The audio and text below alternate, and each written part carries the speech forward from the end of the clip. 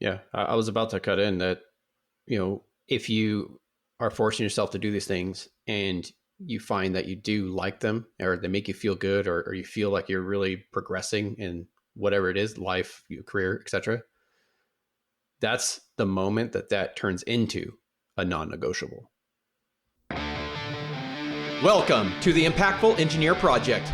I'm Steve Maxey, and with my co-host and brother Jake, we are here to bring you guidance, fresh ideas, and the tools to help you become an impactful engineer.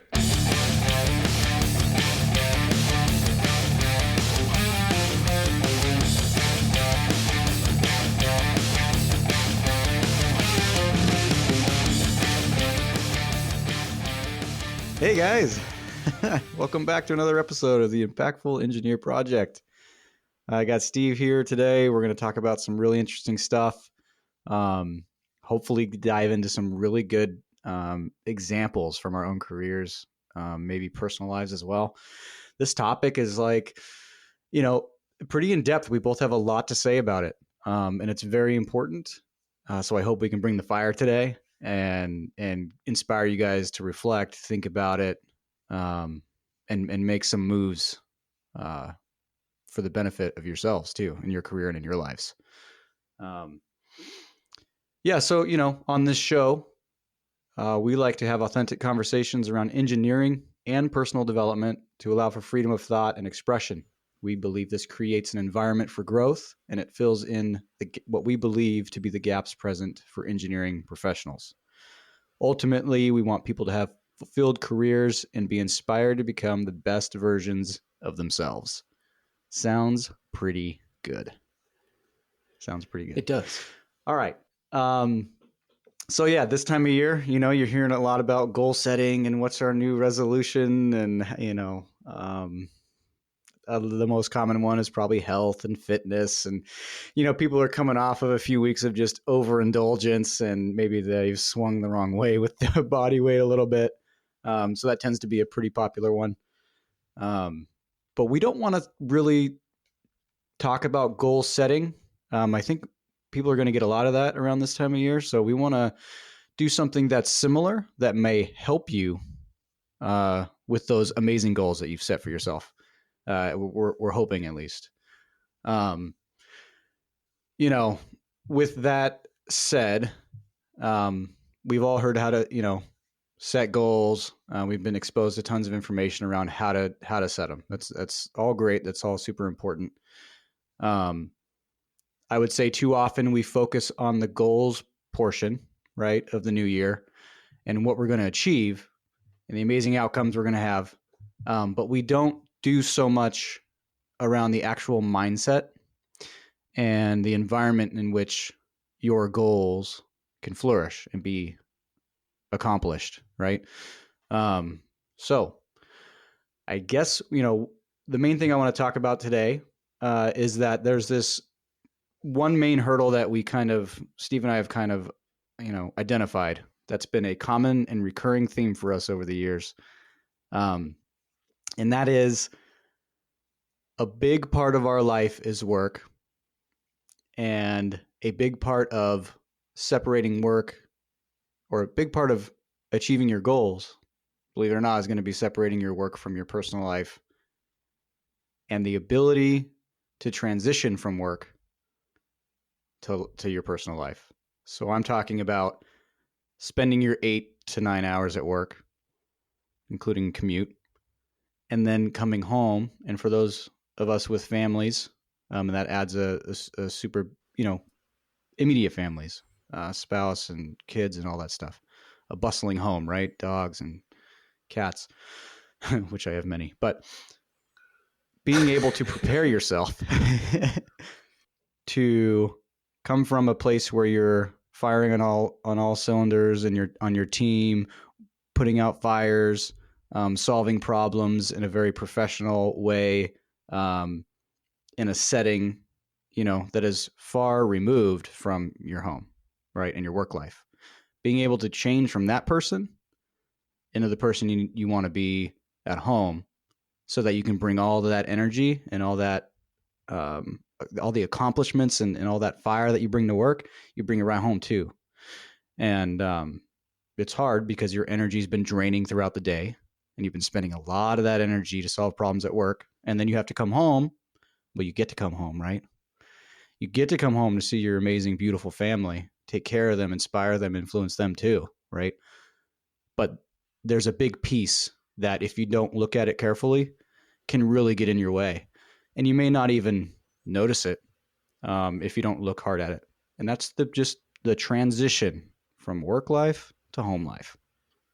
And so I hope to cover some of that today, give you, some examples, tell you, maybe dive in a little more, and Steve can talk to it as well about what that transition actually means, what we're actually talking about.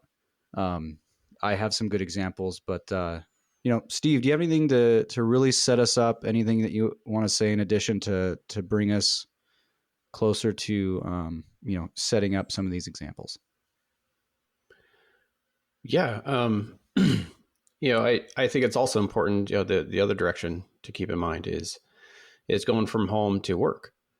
I think it's an obligation to both your work and your family to keep them from meeting each other, in a greater sense. Obviously you have Christmas parties and stuff like that, but, segregating your work life and your home life from each other so you can be the person you need to be at each one of those. And those people can be very different. You can be a more action oriented person at work, executing, fostering, developing your coworkers, fostering relationships, stuff like that. At home, you have to be more outwardly compassionate. You're I'll still give you a developing. big example, right? You're working with adults.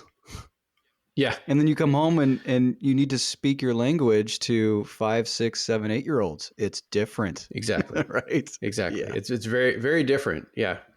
And things that happen at home and things that happen at work can very much so negatively impact each other if you are unaware of that impact. And usually, and unfortunately, you don't become aware of this until it's too late. It's happened already. Because usually when things are going great, it's easy to keep them separated. You have a nice easy day at work, come home, have a great time with the family, and everything's peachy. But then you have a super stressful day at work, or a super stressful morning at home. And then you go to the other place and then all of a sudden it impacts it. So at that point, you're like, crap, it's too late. I didn't manage that. And that's what we're going to be talking about today. Hey, my fellow impactful engineers. If there's one thing that you could do to help out this community, it's to keep listening to the podcast, but also if you found value in it, to share it with one person, give us a 5-star review, or even leave a text review. It'll only take a few seconds of your time. Find that person that you think could enjoy some of this or learn from it, and pass on the good word. Now back to the show. Nice. I like that explanation. So hopefully out of the two, we've kind of set the stage. What do you got to do between work and home at those periods to transition? I wouldn't say properly, just what's going to give you the best chance to be yourself, that you know who you are, and who you want to be between the two, because it can bleed over. So great. I'll jump in. One of the and these issues I think are going to be, well, of course they're going to be from us, right? We're not going out in internet land and finding typical issues. We're not Googling how to do this. We like to speak from our own experience, right? Whether it be the decade that we've spent or longer in the industry, being alive, having families, knowing how this stuff goes, right? So our issues, of course, are going to be pretty personal and what we've experienced. So I want to lay that out. There's probably a million things we could talk about, but what's coming from us is really going to be our experience. So that being said, I mean, one of the biggest things that I identified that I really had to get over was just the idea that I'm going to leave work with everything quote unquote buttoned up.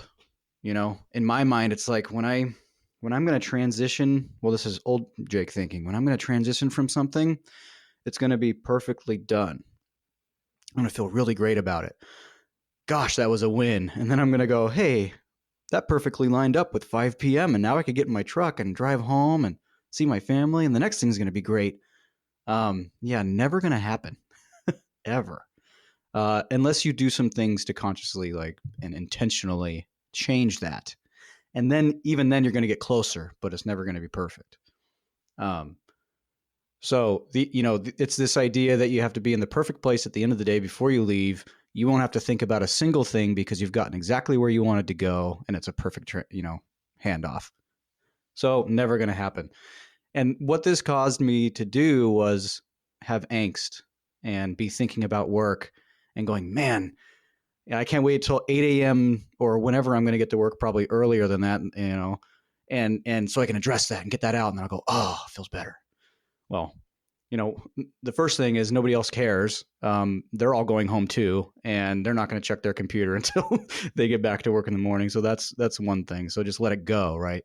That's the pragmat. That's just the super straightforward, straight shooting answer. Just forget about it, right? And if you can do that, great, you won. Awesome. Just do it. But most people, you can't just turn it off. So here's one tip. What I do is I've defined a solution for myself about what wrapping up the end of the day means to me. What does it mean for me to be completely done and be able to transition and go home and be my full self for my family when I get there? That way, there's some semi control there. It's not full control. We're not all in control of everything, but me intentionally defining that solution and what the end of the day means to me gives me a better chance of hitting that goal of being prepared to head home from work. So I'd say get into a routine of what the end of your day should look like and just start executing on it. If you don't have any ideas, the perfect place to start is to just ask yourself what the perfect end of your day would look like and then try to build from there. You could also ask yourself, so I'm like a big fan of inverted thinking. Ask yourself what the shittiest end of your day would look like. Because, I've heard this from so many people, but I'm going to give it to you now, in case you haven't heard it, is the idea that, we can come up with all the shit that goes wrong really quick and all the bad stuff. And we could have a list, mile long. But if you ask somebody, hey, what's really great in your life right now? It's going to be really hard for them to think of even 3 things. So think of all the bad things first and then go, okay, let's just do the opposite of that. So like at the end of my day, I would hate it if I had 100 unread emails. And it would just having so many emails would drive me nuts. Okay. And I hate that. And it happens all the time. Okay. Well, start thinking about how you do not have 100 emails at the end of the day. Very simple thinking like that. At the end of the day, what would destroy my day and make me pissed off when I go home is my boss coming to me at 4:59 and then holding me for 32 minutes talking about what I think is nothing. I'm just making this up, right? What I think is not even, there's nothing relevant going on. I want to go home. You're stepping all over my time frame. That would make it shitty. Okay. What are you going to do to make it so that your boss does not come to you at 4:59 and keeps you past when you want to leave? So start making a list, start doing things like that. Maybe try the inversion thing because, like I said, it's easier for us to think of the negatives first. So use that and then flip it. So I guess since I gave those 2 examples, I'll try to tie what I would do or what I've been doing to those. So to make my perfect end of the day, I place an unavailable slot on my calendar from 4:30 to 5 on my work calendar for every day. You do not get to schedule meetings in it. You do not get to call me in it unless you just call me to say, hey, just checking in and we'll see you tomorrow. Like if you want to touch in at the end of the day, that's fine. But I have reserved the right not to answer the phone. there's literally you speaking, and you might have to train your coworkers on this. Hey, I purposely put this 4:30 to 5 in my calendar every day so that meetings don't get scheduled in it. People know ahead of time that I'm not available, blah, blah, blah, blah, blah. Make it 4 o'clock if you want to, right? I do this on purpose, guys. So just so you know, I'm not ignoring you. I'm not like, oh, it's the end of the day. I don't care about your problems. I do care. Send me an email if you really need to, and it'll go in the box, and we'll make a priority or not of it. I'm just letting you know. So protect your time that way. That's what I would do to keep the boss from coming to me at 4:59 and keeping me. And then I would straight up tell him too. I'd be like, hey, I'm pretty rigid in my going home. I want to be there for my family, and it's part of my routine. So if you have something at the end of the day, let's make it the first thing in the morning when we come in, and we can talk about it. Or come sooner, and that's perfectly reasonable. So what did I say was the other negative, right? Is the billions of emails you get in your inbox. I have a really good solution for that Go one. for it, man. It's called highlight and delete. You have to be really brave and courageous to do that one. And I'm kidding. Don't do no, that. No, dude, I actually agree with you. I mean, coming back from vacation, I would just delete everything.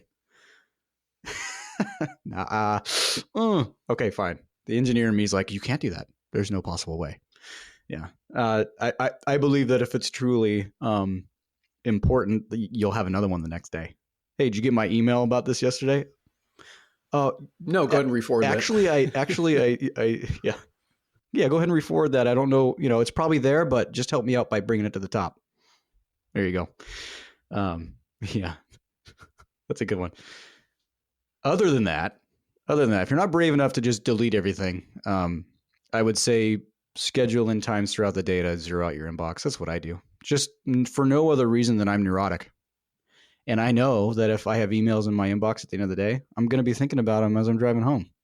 So if I don't want to think about them, I need to zero it out. And, I have different techniques for that. It's like, okay, this is an email that requires my direct action. So I'm going to leave it unread and I file it into whatever the job name is or the number or whatever.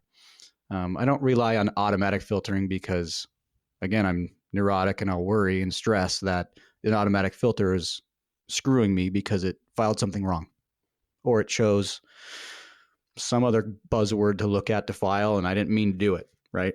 I want full control of that because it makes me feel more in control and happier to leave work and be okay, right? So do what works for you, right?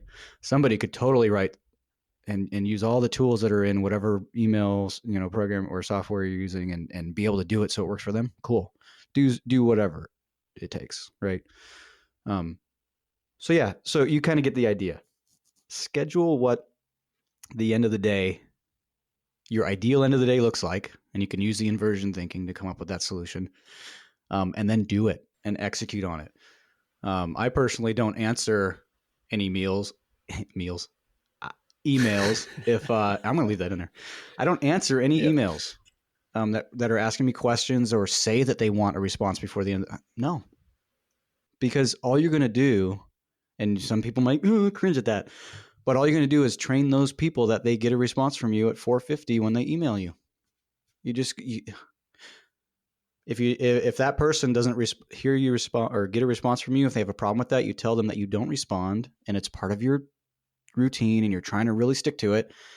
A reasonable person is going to go, oh, okay, cool. I will either send the email knowing that you won't get to it until the next day, or I'll send you the email the next day.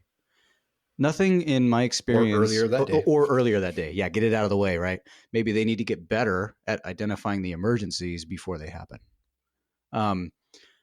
One caveat to that is if it's a special situation, someone got stuck, so they email you, then they message you on Teams, then they call you. I would recommend answering and going, okay, this seems like an emergency because you're calling me multiple times. Let's work through it. But that's an exception, not the rule. All right. Don't create this sense of urgency and that you're letting everyone down just because someone sent an email. That email is their priority, not yours. Okay. Until you read it and you make it your priority. All right.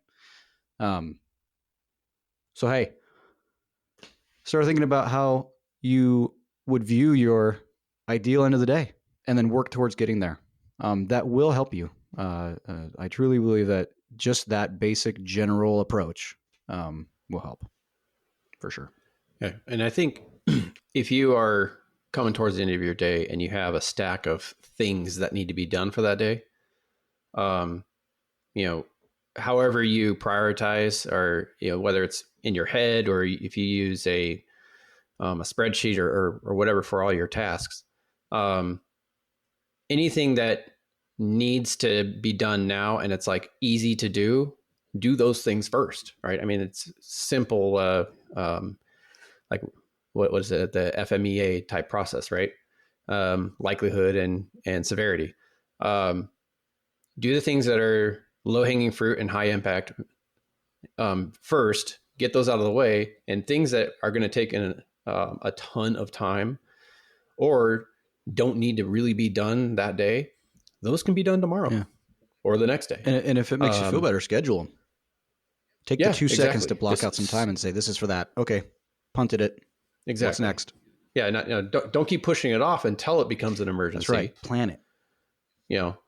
Plan ahead and say, hey, this hour on Tuesday is going to be dedicated to solve this problem. Yeah. Yeah. And I can hear, believe it or not, Steve, I can hear people yelling at us right now. Hey, what if work items are carrying over into that 4 o'clock and that's what's keeping us past 5 because we got to get these work items done? It's like, okay, you can play the same game with those. And you kind of dipped into it, talked about it. That's what prompted me to really think about this. A common one for me that I know I can get out of the way is like prepping for a meeting the next day or a site visit, going to the field, before 4 o'clock. 4 o'clock is my like red alert time, right?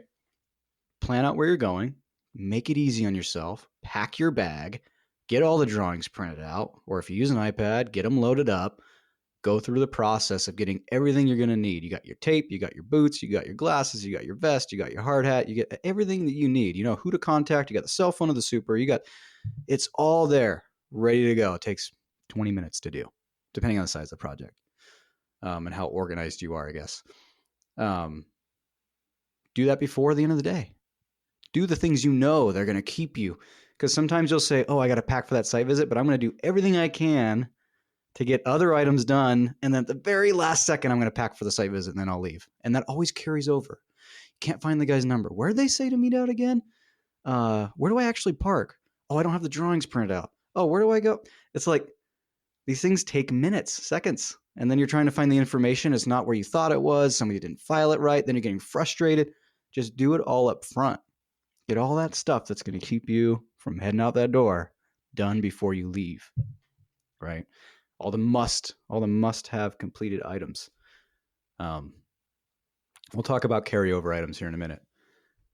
But yeah, sounds like a lot of work, right? I get that.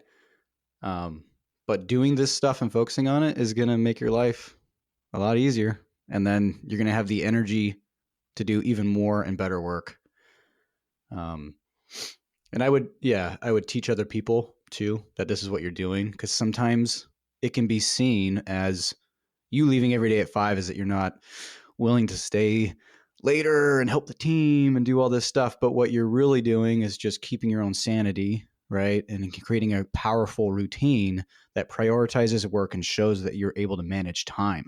That's way more important than just going through the day willy-nilly, and then someone at 4:59 asks you to do something, and you go, yes, sir, or yes, ma'am, I could totally do that. Let's do it. Let's get it done. I'm a team player. Like, sounds great, but not so good for you. And the better you can make yourself, the better you're going to be able to be there for your team and all that stuff.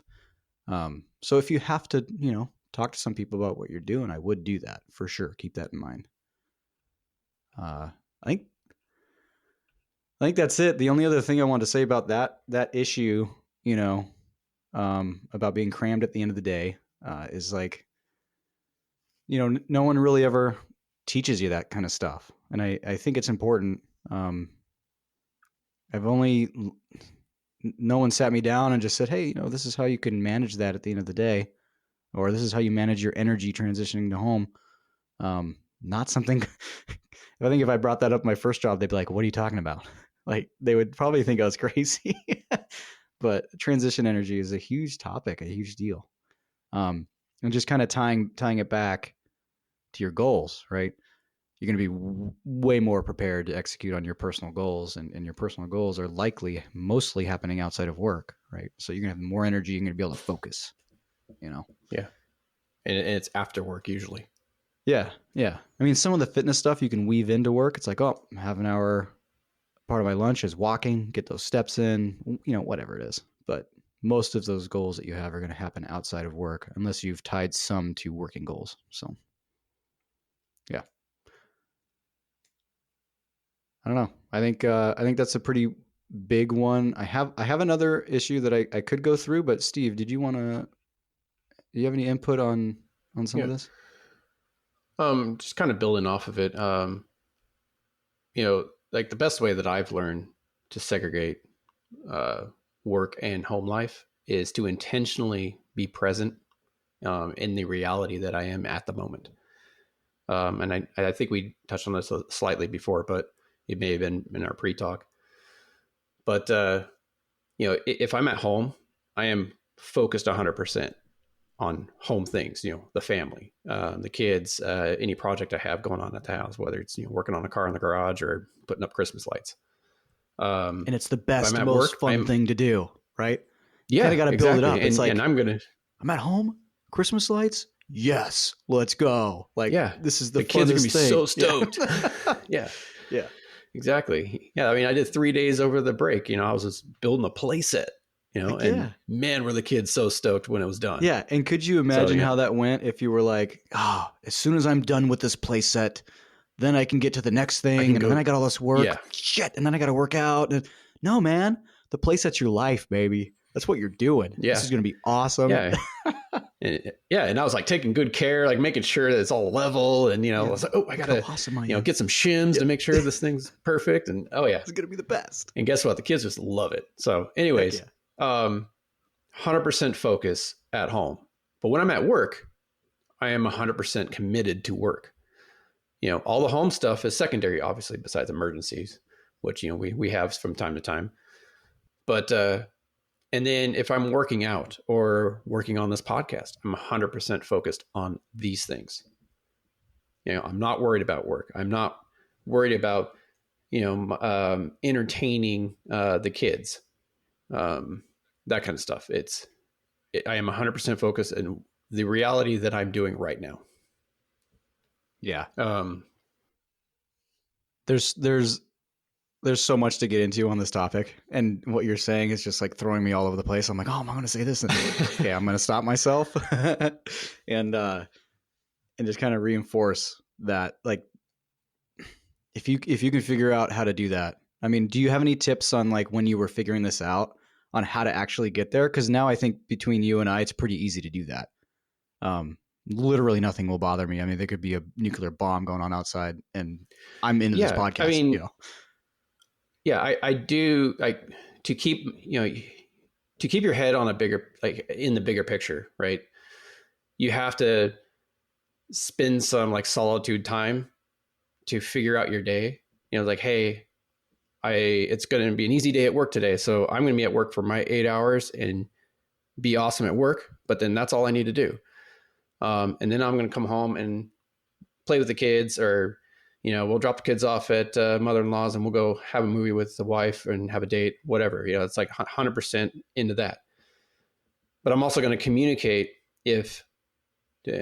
I'll communicate to my wife, hey, I need 2 days this week to work late because we got this big project that's going to take a little extra oomph to complete. What days work best for you for me to work late? And then I will schedule those out ahead of time. Like on Sunday night, I'll let her know I need 2 days this week to work late. What works best? And we're like, okay, Tuesday and Thursday work best. Perfect. Those will be the nights that I'm working late. And the rest of the days I'll come home on time. Nice. So that helped me a lot. Yeah. That's really good. The scheduling ahead of time and then sticking to it. Like, Yes. whatever you said, try your best to just stick to it for yourself too. Like in the context of this episode, mostly for ourselves. Just be selfish for just a second. It mostly for you because there's a huge cost to breaking the non-negotiables that you have for yourself. Yeah, I was just about to bring that up. Your trust for yourself goes down. You'll break more non-negotiables. You'll feel like crap because you don't want to. You don't want to go against what you said. You know. Yeah, and you have to identify those non-negotiables ahead of time. And those non-negotiables can be completely different for different people. It could be going to the gym every day. It could be like for me, one of mine is putting my kids down to bed. It's reading to them and getting them to bed. I cannot stand not being present for that process. So even on the nights that I'm working late at work, even if I'm not done with the task that I'm doing, I'm like, hey, I got to go home because this is something that means the world to me. Hey, everyone. If this discussion brings up additional questions to the forefront of your mind, I encourage you to head over to impactfulengineer.com and sign up for a newsletter with your question. We may answer your inquiry directly on the podcast or even ask our guests to get their insight. If you're just enjoying the episode and want to make sure you never miss additional impactful content, you can still sign up for the newsletter without a question. And as always, you can reach out and follow us on LinkedIn under The Impactful Engineer. Yep. And you've worked to identify that. It's not just some random thing. You're like, let's just make it a thing that I need to be home every day by bedtime at least. It's like you purposely are like, I hate it when I miss bedtime. That's going to be a non-negotiable, right? So purposely choosing those too and thinking about them ahead of time. You write them down too. I was just thinking like when you were saying set the intention for the day is basically what you were saying. It's going to be a nice day at work. It's pretty easy. I've got a date tonight and we are going to leave at these times and this no matter what. Having those systems that we talked about earlier, in place are going to help you do that.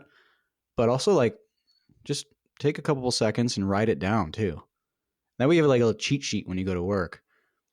I have something similar. I've never done a cheat sheet that I've brought to my desk and set there. Like, hey, if this happens, say, emails come in requesting my immediate assistance at 4:45. If I had that cheat sheet, I would say any emails, no matter what, that come in after my end of day time, which for me is 4:30, I will not respond no matter what. Remember this, no matter how urgent they are, And then you go to your cheat sheet. It's like, oh yeah, I set that intention this morning. I'm giving myself permission to ignore this email until tomorrow. And, let's do this. Let's stick to this plan. Because then when you wrote it down that you're going to be, if you break that, it's going to be a cost to you. Right. And I know I'm getting a little out there, but just trust me on it. Like, because I have similar things that I've posted, and I have one right now, and it's a version that I've had for a couple months on my wall because I was struggling with something. And it's literally to my right on the wall.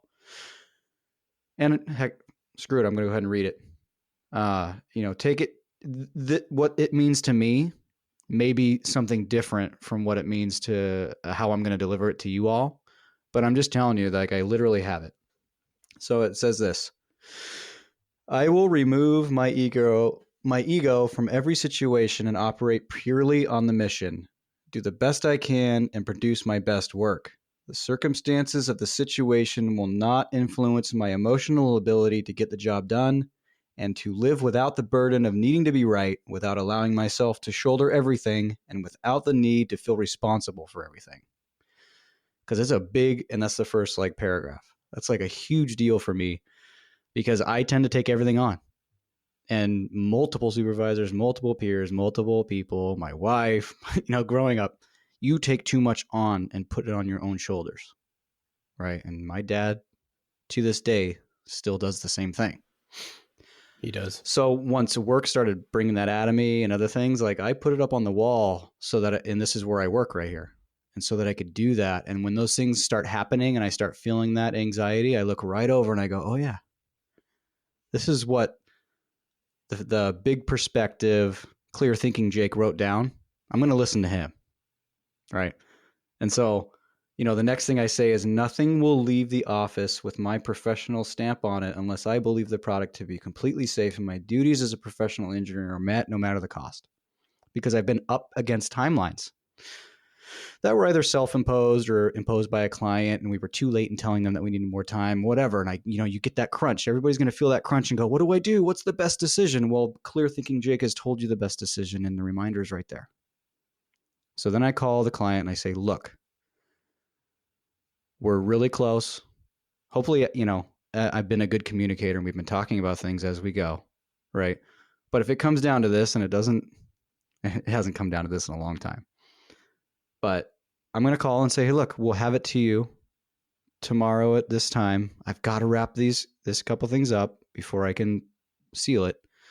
You'll have it. And every conversation I've had with somebody has never been a blow up and never been a problem. So it just helps me clear it out. This will be done on my terms and to the best of my ability to make sure the company is in a good position. Right. But I will not sacrifice my well-being to complete that. Right. So there's always exceptions, but I'm simply saying this is for me to keep myself from getting super worked up over it. So I have more, but I'll save you from that. But that's for me for now. It's what works, right? I'm telling you, I used to get super worked up over nothing. 99% of the time it was nothing. You know what I mean? So you can put those reminders for yourself right in view, little cues. What do I do that sabotages the end of my day pretty regularly? When you're thinking really clear and you have the good answer, write it down. So that way you can reference to your better self at that moment and take advice from yourself and then listen to yourself, right? It's kind of a weird concept, but it works. Yeah. I mean, just referencing that can help reset you when you're coming into the office or when you're about to leave the office, right? To coming back to the transition side of things, having that constant reminder from your clear thinking self can help you get back into that clear thinking self. Definitely. I know I got into the weeds there. But you can make yourself a transition creed, right? On a piece of paper and bring it with you just so you remind yourself. Yeah. Okay. Real quick, I want to transfer or transition into, feeling, feeling rushed before work, feeling rushed at work, feeling rushed between meetings, feeling rushed after, and you feel like you didn't get anything done, and then you feel like you got to work outside of working hours, quote unquote, to get things done. I know there's a lot of flex time and hybrid these days and all that, and that's great. But like the time you purposely set aside that you were not going to be working, now you feel like you need to. Literally stuff has to be done. So the way it shows up in your life is like, this thing has to be done before I do the things that I, really want to do. And it kind of ties into the first issue that I was talking about. But, we have this set of things like maybe your goals, your New Year's resolutions this year, right? That you really want to get to. So now you have this extra pressure on yourself to somehow magically change your life and your day at work to now allow you to meet these goals, changing nothing else. So you've made the goals. That's great.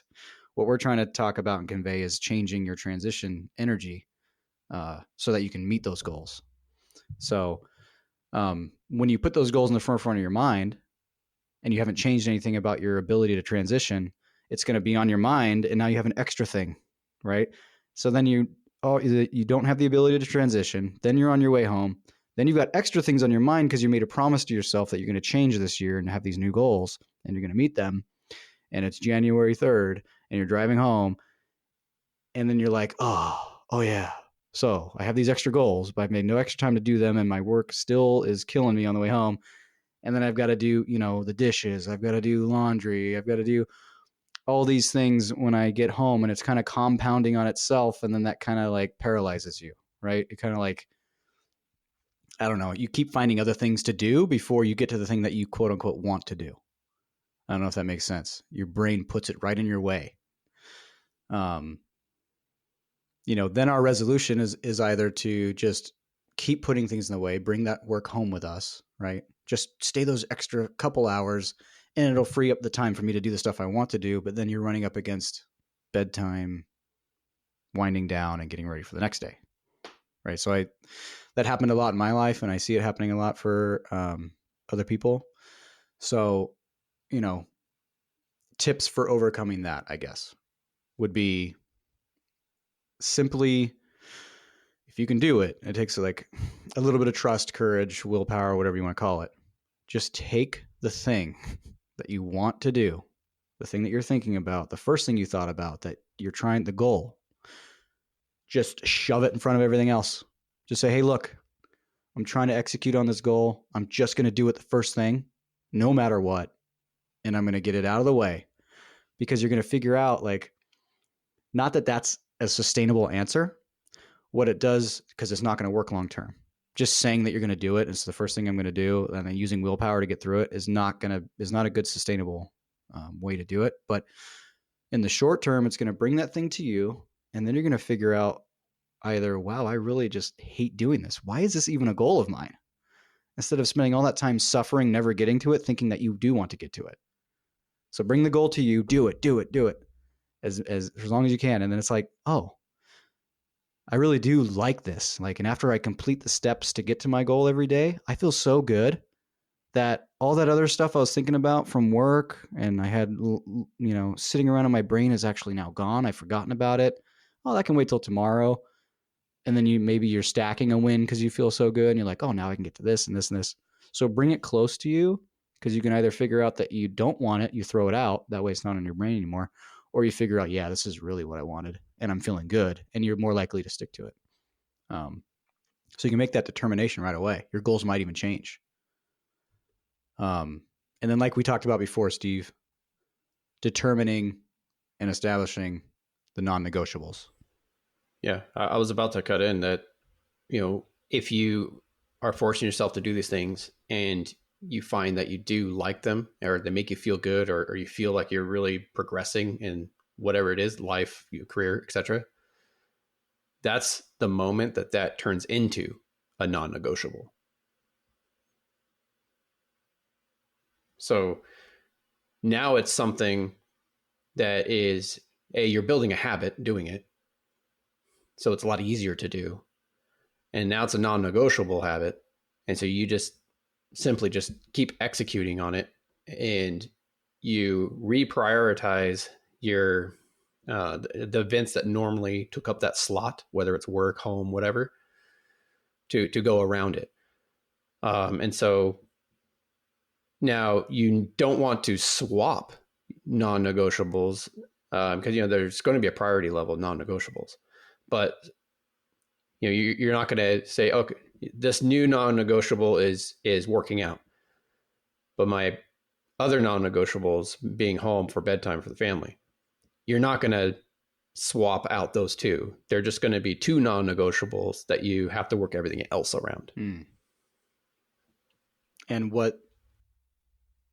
so the idea being that swapping them is going to take one over the other, and now you're prioritizing and hitting some and not the other. You want to keep them both. And you're, if you've labeled them as non-negotiable. you have to keep them. You have to keep them both, because a non-negotiable is supposed to elevate your life.